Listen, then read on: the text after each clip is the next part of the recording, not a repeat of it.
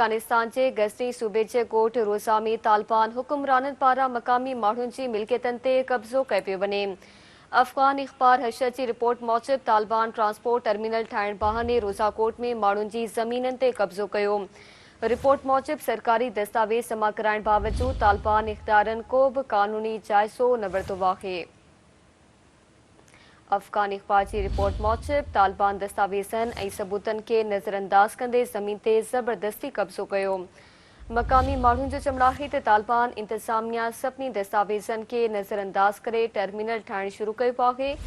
मक़ामी रहवासियुनि जो वधीक चवणु हो त तालिबान इंतज़ामिया को बि क़ानूनी जाइज़ो नाहे वरितो ऐं रिकॉर्ड ताईं रसाई खे बि नामुमकिन बणाए छॾियो। ज़मीन ते कब्ज़ो इलाइक़े जे माण्हुनि सां ज़ुल्म आहे। अफ़गानिस्तान जे गज़नी सूबे जे ॻोठ रोज़ा में तालिबान हुक्मराननि पारां मक़ामी माण्हुनि जी मिल्कियतनि ते कब्ज़ो कयो पियो वञे। अफ़गान इख़बार हशर जी रिपोर्ट मूजिबि तालिबान ट्रांसपोर्ट टर्मिनल ठाहिण बहाने रोज़ाकोट में माण्हुनि जी ज़मीननि ते कब्ज़ो कयो।